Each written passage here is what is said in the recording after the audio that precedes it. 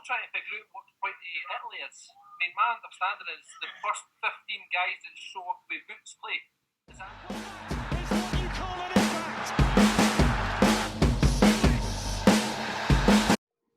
Hello and welcome back to another episode of the Sports Hut podcast. Another week of lockdown. Have we all survived? Have we kept our sanity? No. So. Well, at least we did it. Apologies are sent from Gavin. He obviously thinks paying for his wedding is more important than our podcast. So anyway, glossing over that, I think I'll pass over to James so he can start us off.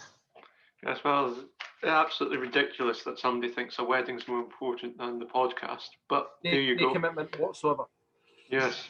But talking about commitment, we've had another week of the Six Nations, and Scotland sadly just fell. And we didn't fall at the last hurdle, but we were so close to victory, but didn't quite make it.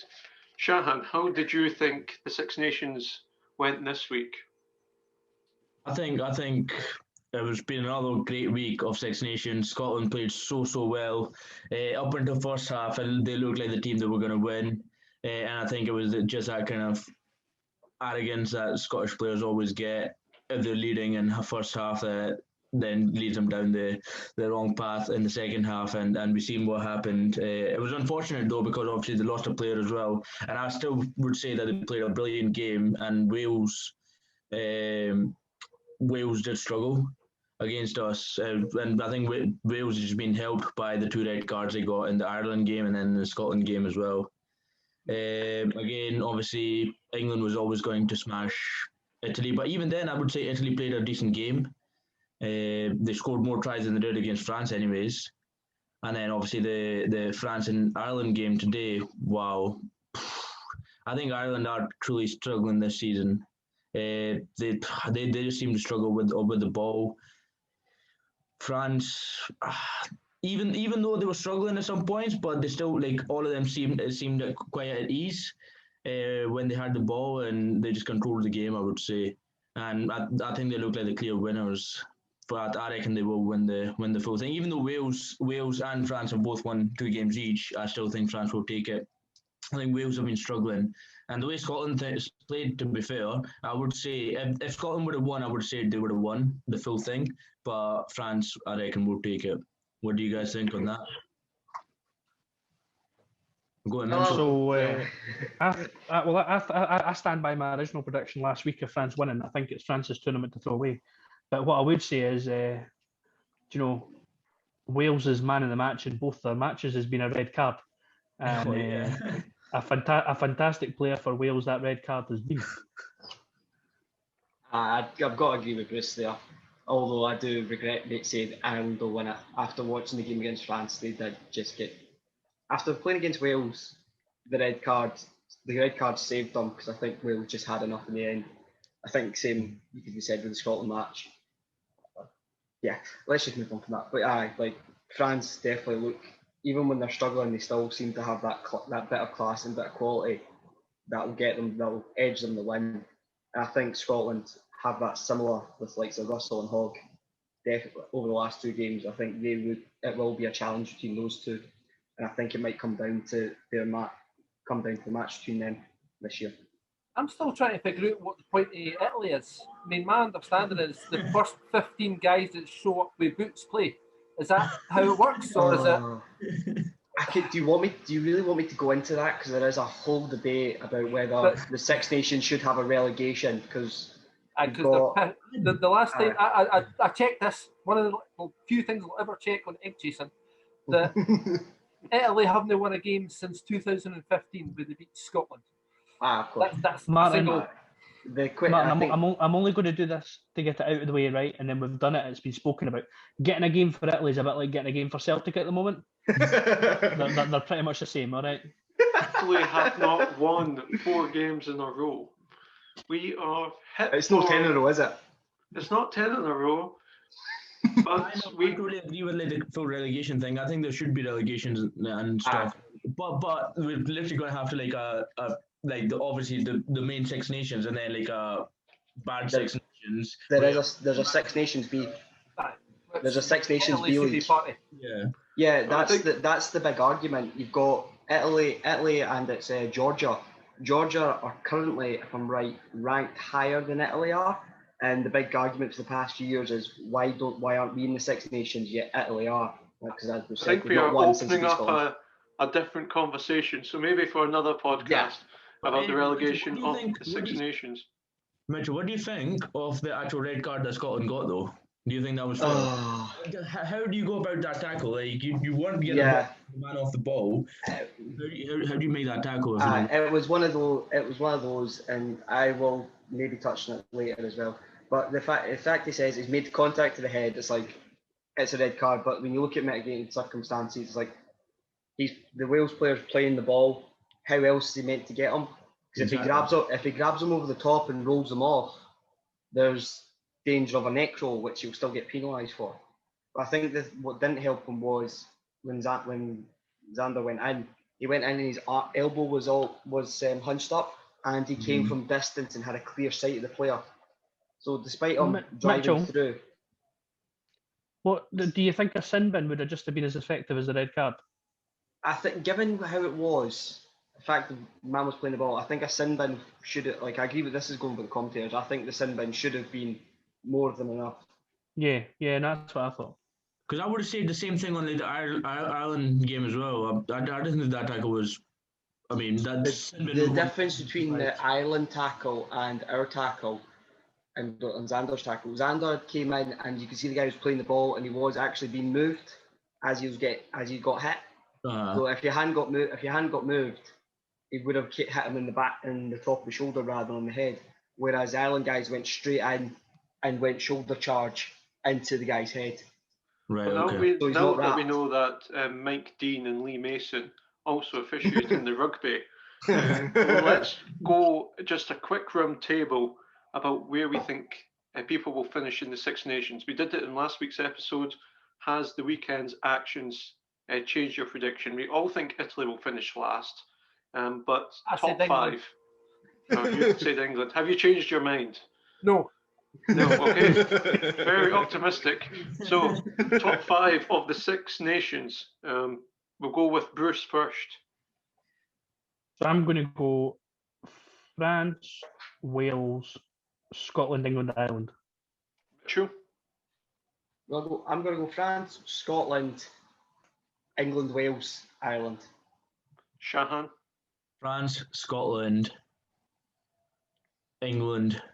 France, Scotland, England, Wales, Ireland, same as Mitchell. Martin. Scotland, France, Ireland, Wales, Italy, England. Can I ask, what happened to Tin Henman? I was going to say Henman there. So tempted.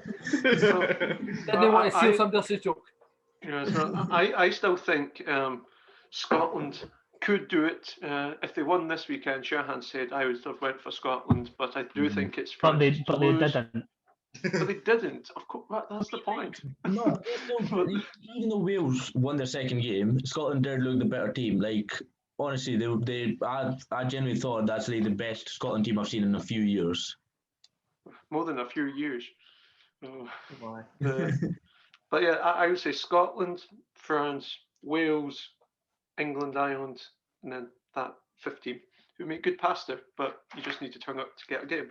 But moving on, we will talk about social media in sport. That's been in the news a lot in the past week, but also in the past month, with a lot of coverage about racism in Scotland, sectarianism, as well as other forms of abuse online.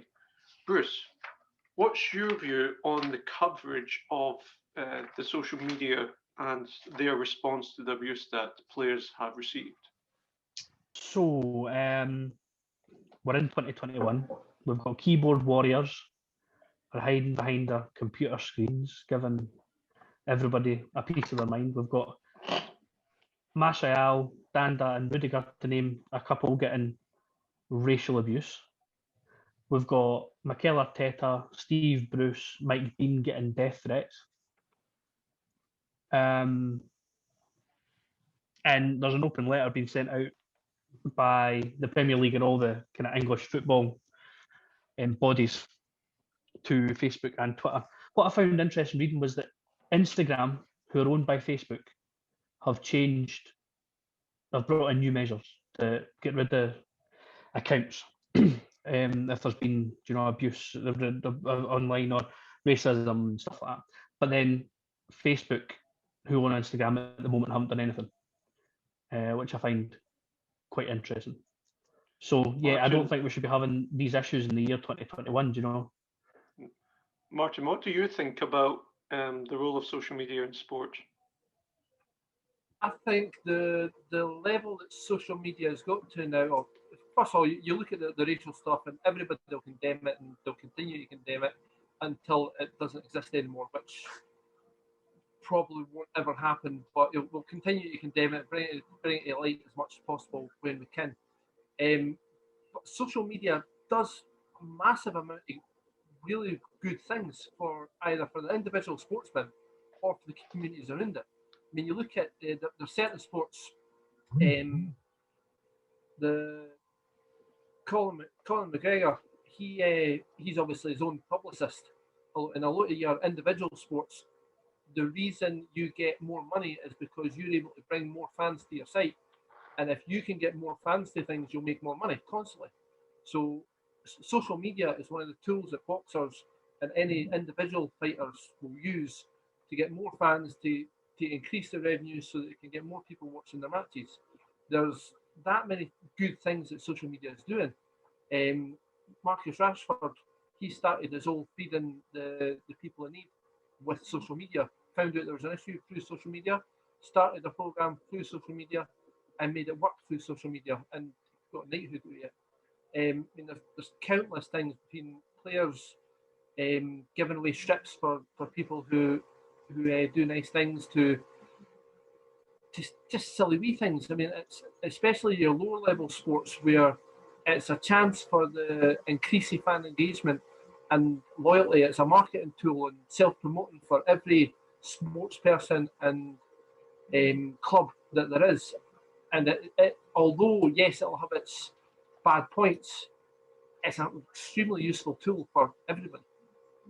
So, Martin, so social media should just stand back and let these people get racially abused and death threats sent to them online just because it's a good platform for these wonderful, and it's a great platform for, you see fans that are going through cancer and everything getting strips and everything sent to them, the players doing wonderful things, but at the end of the day, there should still be action taken against these individuals that are putting threats to people's family. Aye, of course, there should be some sort, but I've heard people saying that the players shouldn't be on social media because, and that's just not the way to act around it. I mean, there has to be some sort of action, but at the end of the day, things are going to slip through the net, and they constantly will. And you can't condone anything that's said, but something will be said before they get kicked out. So you can't stop it, but as soon as it happens, you've got to deal with it. But the issue is that at the moment, Facebook and Twitter aren't really in the grand scheme of things.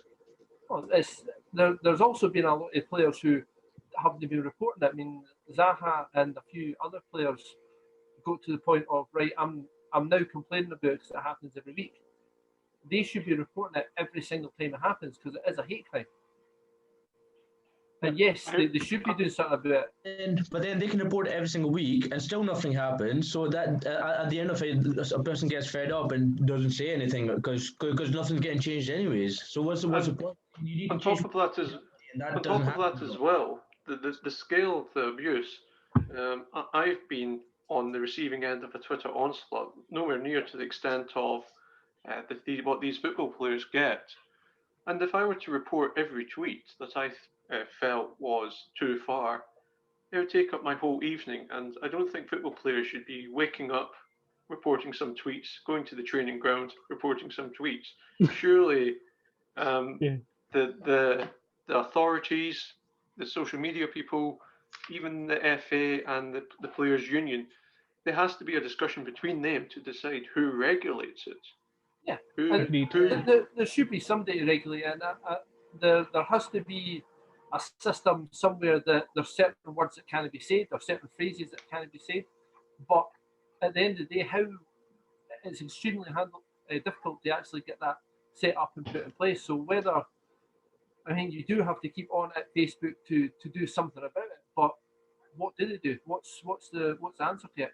I know How you much didn't. can they Martin, do? see when you were talking about there should be words and stuff. Did Facebook? I could be wrong, but did Facebook not set something up like that for like suicide, where there was words that picked up Well, in there's people's like statuses when there was like an obvious issue. So and I could be wrong, but I'm sure I read something a while ago about that. So if they have managed to do something like that, then surely there could be like a blacklist of words. Do you know? I know, but like, there are still ways where you don't have to use those particular words and still demoralize a person. Aye, just put a hashtag in it No, somewhere. 100%, 100%. But it would be a start. Constantly, and it happens constantly. So how do you go about that? Do you know what I mean? Like, and for Facebook and Twitter not doing anything, Bruce, as you mentioned, I think that all the kind of sports associations, they have to get together and reach out to these social media platforms and actually. But they have, Shahan. You know, there's what 1, 2, 3, 4, 5, 6, 7. I'm showing off my counting skills. 8, 9 associations related to football in England have all Short of sent the a letter 10 out. again. Like, That's just your favourite number, James. You know, 9 associations linked with football in England. So that's like the Women's Super League, Women's Championship, PFA, LMA, all that jazz. They've all tried to reach out to Twitter and Facebook to see what can be done. But the bit that I found interesting most was that Facebook, who own Instagram, have made changes on Instagram. I'm interested to hear Mitchell's thoughts about do the benefits of social media outweigh the negatives that we've been talking about? If you look at it at a purely sporting perspective, then no, there's like no benefits whatsoever. It's just opening up all these players to abuse. But when you take into account what it allows the players to do out with sport, it then becomes a fine line of, should we regulate? It becomes a fine line between being helpful and also being detrimental to players and clubs and staff and everyone else. I think one of the bigger cases I remember in recent years of like this sort of abuse, it wasn't even directed at someone, but it was Israel Folau, who now plays rugby league for, I think, the Catalan Dragons. Aussie player, very obviously has his religious beliefs, and his religious beliefs were homophobic, and they did start becoming too much, and they got warned many times to the point where his association started cut ties with him just there and then, done. And then it's a case of, well, okay, that's what happens to a player.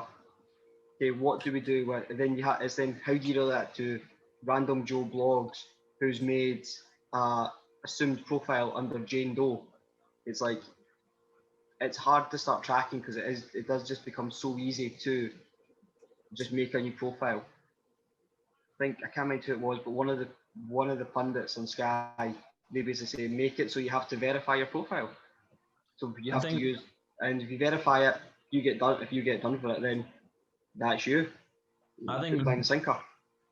I think it's going to have to come, like, this kind of change needs to start from the very low level in schools and things like that, and which I don't think gets done enough nowadays. I just think people are learning these things from outside of school, but if school shows them a better way, then obviously they wouldn't be kind of accustomed to these things. It's like changing people's mentality, because there is a lot of people, even in a general conversation. Luckily, I've been lucky enough never to kind of face any direct racism, but people still have like kind of back comments that have been made in front of me where they sometimes don't realize, and they're like, oh, can't believe I just said that. And then but it's in their mind, that's the reason they're saying it. Do you know what I mean? And you got to change people's mentality.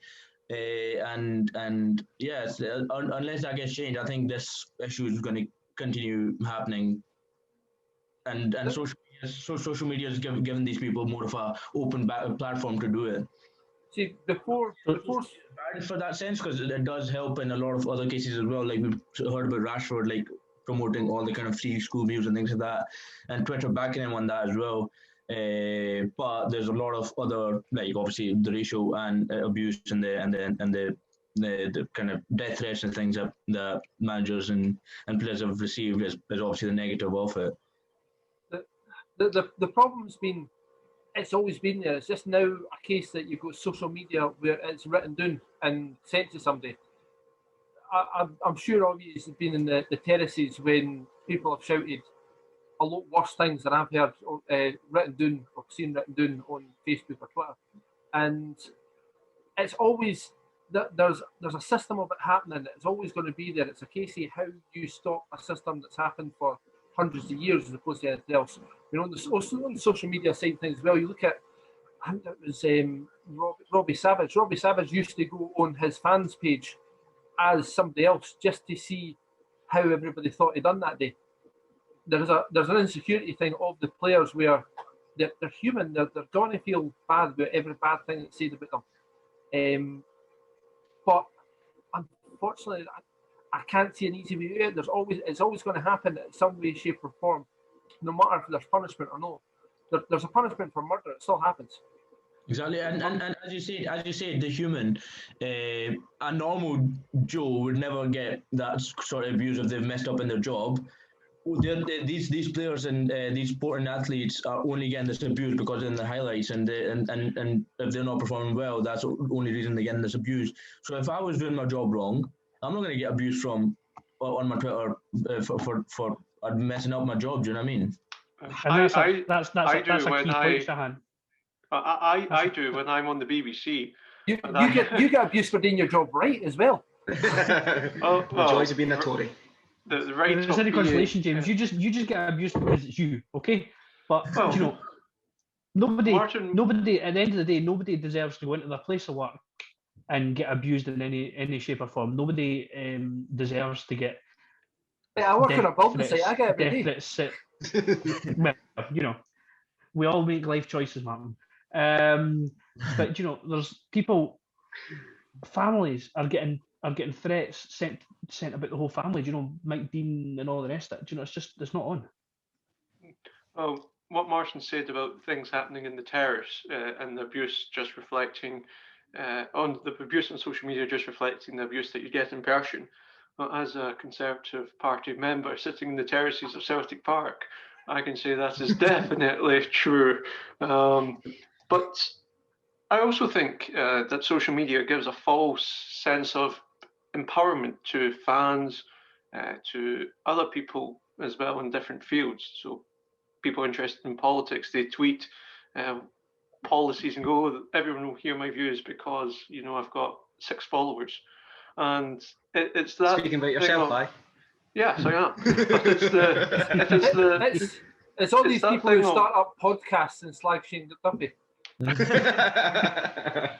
it's that thing of just because you have a social media account and you've got a wee bit of a following, it doesn't mean that your opinion's been elevated or anything like that. And you've still not got any actual tell you, power. We have a podcast and our opinion is being elevated.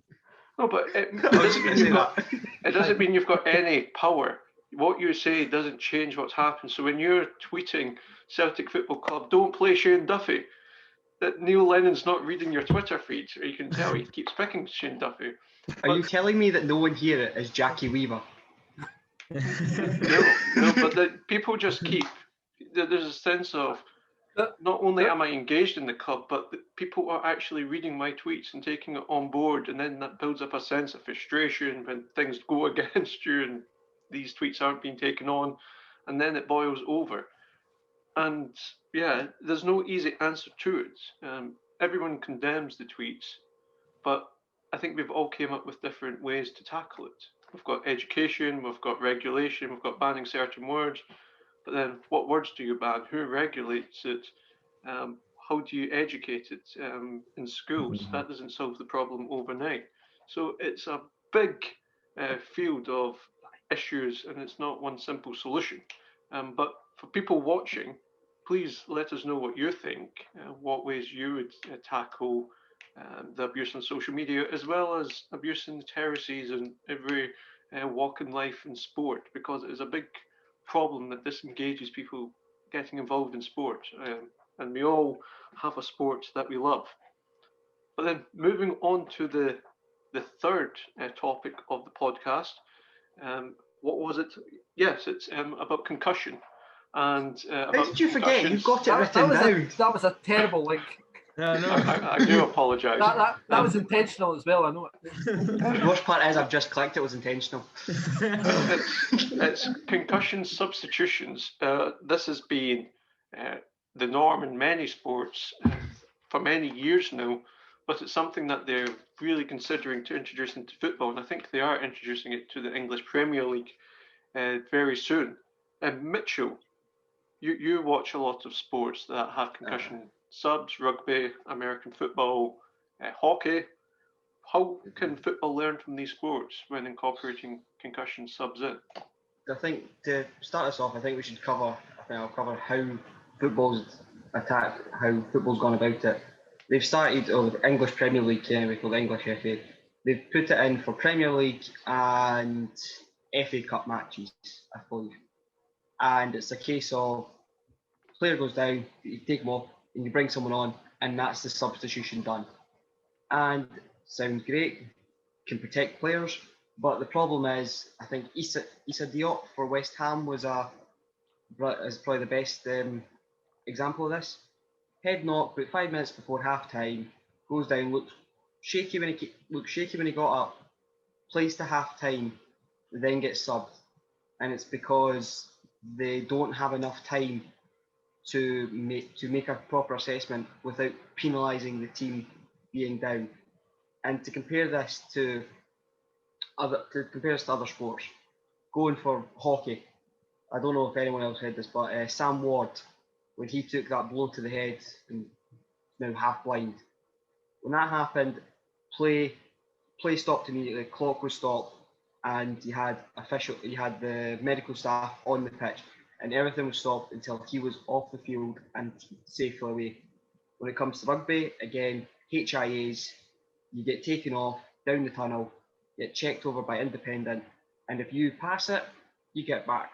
If you don't, whoever they've brought in as your replacement is now your permanent replacement, so you can have a temporary sub. And it's the same in the NFL.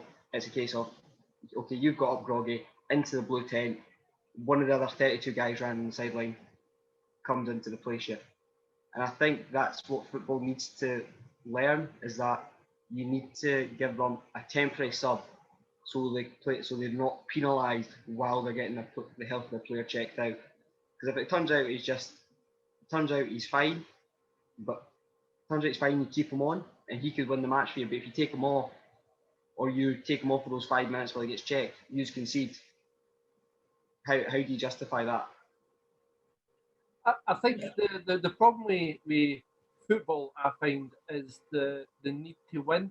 I could see Mourinho having 3 concussions in the last 5 minutes just because he's used up all his subs and he wants to just fake a head knock, just pretend to have a head knock, go down, we'll get you subbed off, we'll get a striker on, and we'll get that's your last few subs used to the game. And I think that is an issue as opposed to thinking, right, this is what we need to do to help for the health and the safety of the players. I'm thinking, right, how can we actually win for this? What benefits can we take out of this? Where can we cheat the system to a degree? I mean, there's all different rules within football where I think one of the rules now, they've changed it so if the ball touches the referee, whoever kicked the ball into the referee gets the ball. So if you're stuck in a wee corner and you're in trouble, you just kick the ball against the referee. That's you've got the ball back. You just kick it away from there. Everybody's looking for it's not cheating, it's just using the rules to your benefit. That is one of the big, I think when you look at the debates on it, it's one of the things that come up is like how do managers exploit it. I think you bring up Mourinho is actually quite ironic considering what he did with the Chelsea, when he was at Chelsea his last time with the medical staff. The female medical staff, she went mental at her because she went on. It meant that the player that she went on to see had to come off, and he couldn't then take the free kick. No, it's because I don't think it was could take a free kick. I think it was defend the free kick, and I think they conceded from it. Aye. And I agree. It's like one of those things. The people will exploit it, and I think the biggest way, I think when you look at it, like the temporary subs is a way forward, but I think you have to have a way of police it, like have the ref to go, okay, that's head on head, stop and just stop the match there, and obviously add Why it not? on. Why not the medical staff? Why not say have an They're biased. independent physio, an independent An physio independent one. who comes on and says that's concussion, have to take them off. But then That's what how can you tell if the player's still in the park and he just went down? How does the independent staff straight away know that he's got concussion? Do you know what I mean? He still needs Goes to on be... and treats it. It's to do with the pupils dilating, and also if they're able to count to 10. Not that most players can count to 10 anyway, but but there If has it's any been consolation, can't. there's 5 of us on here, and how many of the people in here could count to 10? You know what I mean? So I get to use my fingers. if I'm not wearing mitts. But I mean, there's been a lot of cases of concussions during games, and fortunately, that they haven't actually. There's not been anything bad done about it. But I mean, the Liverpool goalkeeper supposedly got a concussion. What's his name? When Ramos elbowed him, Karius, and he played the rest of the game, fumbled one at the net, and he's been slated ever since because he got elbowed in the heat and got a concussion halfway through the game. There was I can't remember what team it was in the World Cup, but a right back had to say to the centre half, "Where am I? What's the score?" Centre half just said, "Just get in your position. I'll talk you through it." And it's a thing in football where it's just man up and get on there. Yeah. And I don't think again it comes to the education again, which we seem to keep getting back to. The players aren't educated enough to know what could actually go wrong. Yeah. Bruce, I think. Do you think? Off you go, Bruce. Well, what I was going to say was I think a good example is the man up and get on thing was David Luiz. Do you know there was massive backlash against Mikel Arteta and Arsenal when David Luiz came off with a head knock and ended up playing on. Terry Butcher bandage, sure. Yeah, there was another one, I can't remember the player, but I was just reading an article tonight when I was looking at concussion subs, and there was a Tottenham player. Ryan Mason, maybe? No, was it maybe Vertonghen? Yeah, Vertonghen. No, am I making it up? He said that he had 9 months worth of symptoms.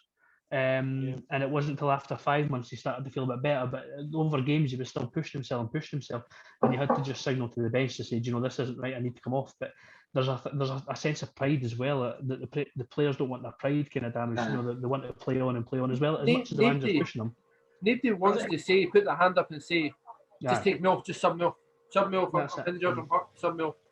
Nobody in football or any other sport wants that. No, I think he's smart enough to need it. What I was reading, Martin, when you were saying about Jose Mourinho, and you were talking about playing, using the rules to your advantage and all that. What I was reading that the FA are going to allow, because obviously they're clearly aware of their managers dwindling the system. So what they're going to allow is the opposition manager to make the same amount of subs.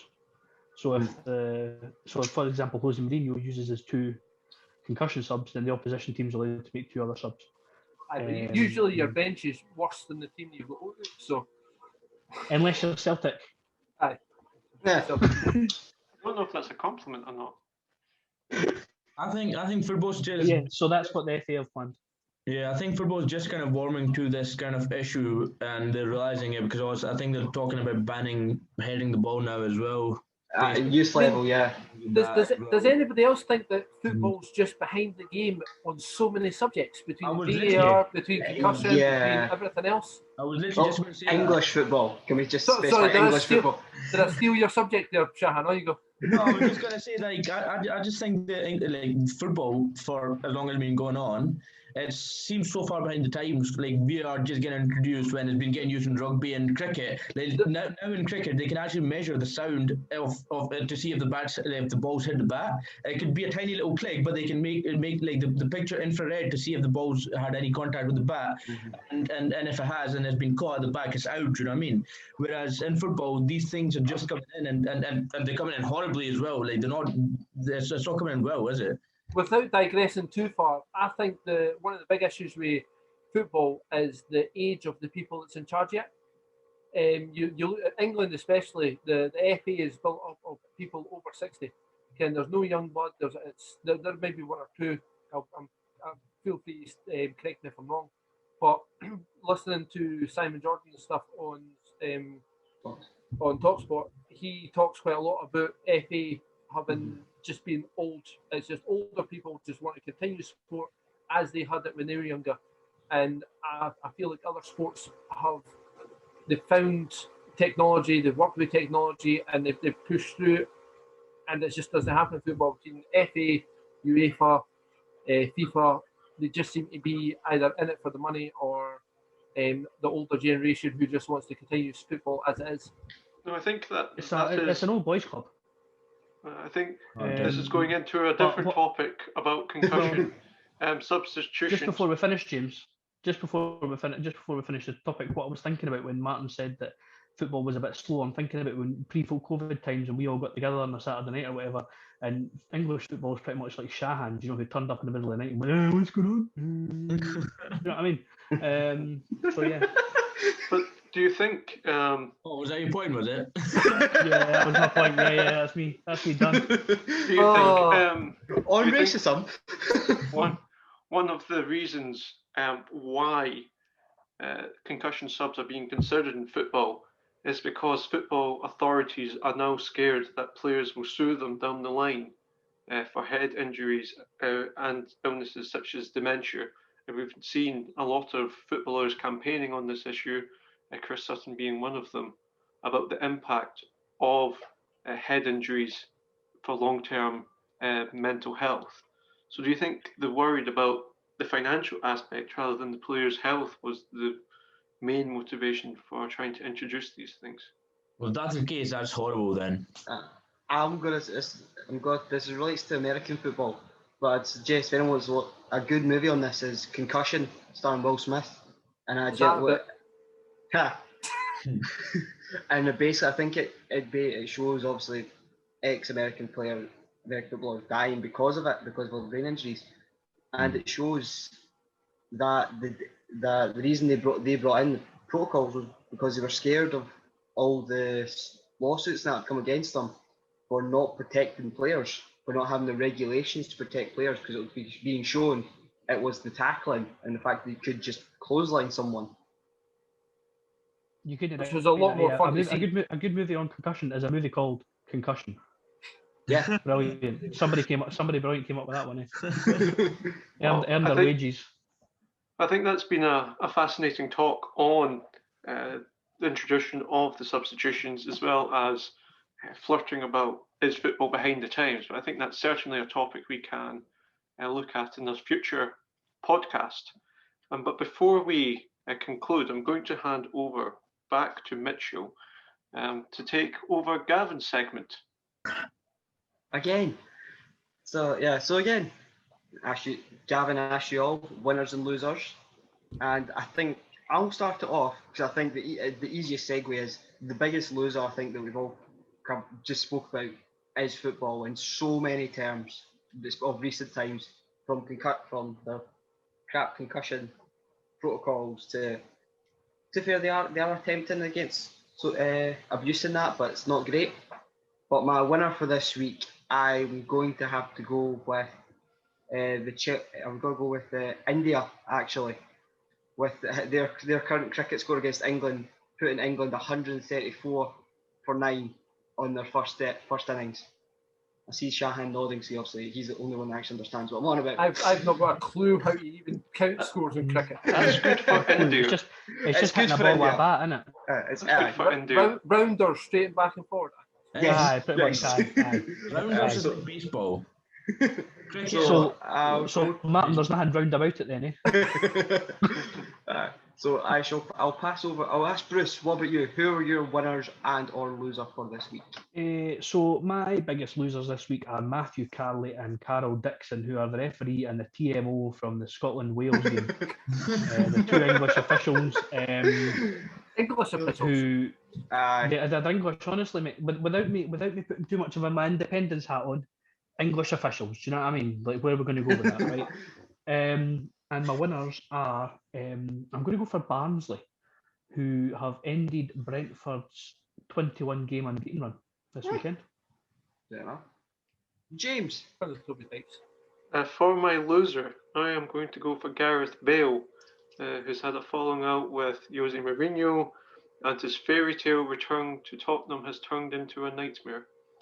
Zidane's right. For my winner, I'm going to go for Tottenham Pep just not a nightmare, Guardiola. full stop.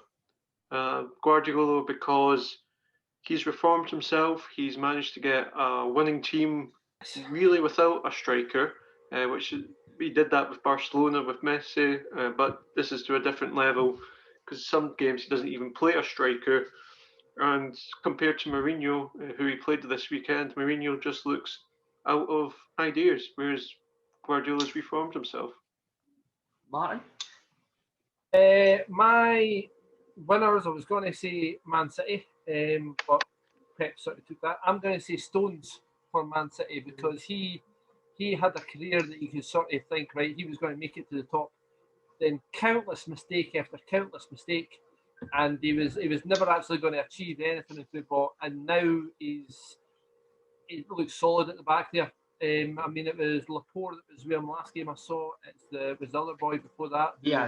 Diaz, who looks like one of the signings of the season for Man City, especially since it now looks like they will win the league the way Man United have been playing. I'm a loser, so I'm between two here. I'll go with, I'll take it away from football and I'll go with Italy. I'll go with Italy and whoever the 15 people, fans are that show up play.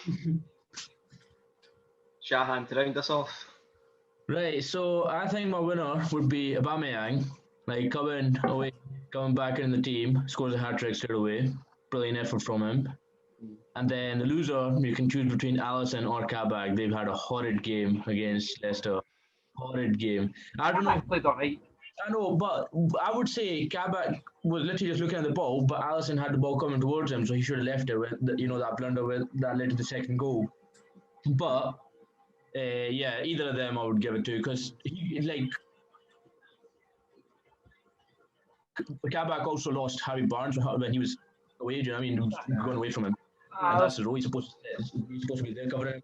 If we've got time, James, just before we finish, I want to ask everyone's opinion on this. Are Liverpool getting a hard time for their rubbish title defence compared to Man City last season? Compared to Celtic, they're getting a breeze. Because you look at City last season. City lost Laporte for a majority of the season. Everyone said that's huge. That's one of the bases of the team. That's why they're losing so much. Liverpool have got Van Dijk, Gomez, Matip, and even Fabinho out as their centre back, and they're playing Henderson and that in there. Are people being unfair and saying that Liverpool are done? They've gone. In a few words, not like what I'm doing. Are they being more harshly criticised than City were last year for their title defence? No, they aren't, because I've seen them play and they've been awful. Fair. Trent Alexander-Arnold. I saw a stat actually that the person who's lost the ball most in every game this season, and he's first, second, and third in the league of the player who's lost the ball most times in the season in 3 separate games. So you look at that, you look at how they're pressing different. Thiago's came in. I'm actually waffling a bit here. Thiago's came in from Bayern Munich, where Bayern Munich are a pressing team. He isn't the reason why they're not pressing. Yet they're pressing in a different way, and most players, they're just not. Usually, when teams like Leicester won the league, everybody thought, right, we now know how Leicester play. We can now play a separate way against them. That's not what's happening. Liverpool just aren't as good as they were. They're not doing the things that they were doing. I also read a stat that Alisson, since he's joined the league, has made more mistakes than Kepa has. And Kepa had made a lot of mistakes. That's something. And not too much of different games as well. It's only like 3 or 4 games of difference. And Alisson's made more mistakes. I read that as well. Exactly. But talking about being late to the party, right? My other loser this week was going to be Jurgen Klopp, because Jurgen Klopp decided this weekend that they're not going to win the league. No shit, Sherlock. Jurgen Klopp's had a hard week, so I wouldn't have too much against them. But he decided, but to decide this weekend of all weekends that they're just not quite going to make it. Well, a few of us knew that a couple of weeks ago. Well, my manager still thinks we're going to win the league. But no, Which to answer manager is Mitchell's- that? Which club? my Celtic one, the Northern Irish Neil Lennon man. No, but to go back to Mitchell's question about Liverpool, yes, they are. But the reason why they are, Martin's already touched about. Last season, Man City were in an evolution stage. Guardiola was tweaking the team. They were thereabouts, but they weren't playing great. But they could see change was happening. Liverpool's just ran out of steam. They've capitulated, and frankly, they need to do as much repair as Celtic have to do in the summer as it to be anywhere near the title at the end of the season. Yeah, I was watching, I think it was Monday Night Football, and Jamie Carragher was saying this exact same thing, right? That when Liverpool brought in all those new players, so I think it was like, they brought in 3 players straight away, Firmino, Alisson, and somebody else, and that's when they had the kind of great run of football. And there's been those kind of similar players for 4 years. So now they need to start looking at bringing in more talent, new talent, not to replace the ones that are there, but maybe even like add a little bit of energy or boost to the team. It used to be with Man United. Man United were on top for a long time, and Alex Ferguson would change the team where it didn't need change yet. He would be preemptive in the fact that he's on his way out on the next couple of seasons. I can see that. I'll start bringing players in now, and that's how Klopp should have done it, but he doesn't seem to. Yeah. I also think the pandemic has hit Liverpool more. The pressing style that Klopp plays, you can't keep that up during the pandemic. Games are too congested. So I think that has hit Liverpool, but Guardiola's adapted to that. And that's one of the things why he's my winner of the week. And on that note, I'd like to thank everyone for joining us. Hopefully you enjoy this episode. Let us know on Facebook and Twitter if there's anything that you disagree with. If we've talked out our backsides about some of the things, which we probably have at some point. Really, Martin. Let's be honest, Kevin and Jackson Irvine being the best transfer signing. Still dubious on that. And we hope to see you again next week. I think, but just before we go, we also Martin, have a competition. Yes, that's what I was going to say. The competition. Yes. Apologies. Martin, promote your top. Yes, so if you would like to win one of the fabulous tops, our first merchandise, then if you could enter our competition, it's on Facebook, it's on Twitter. All you need to count is all the do you knows. Bruce, can you give me a do you know? Do you know? It's a Sports Hut podcast.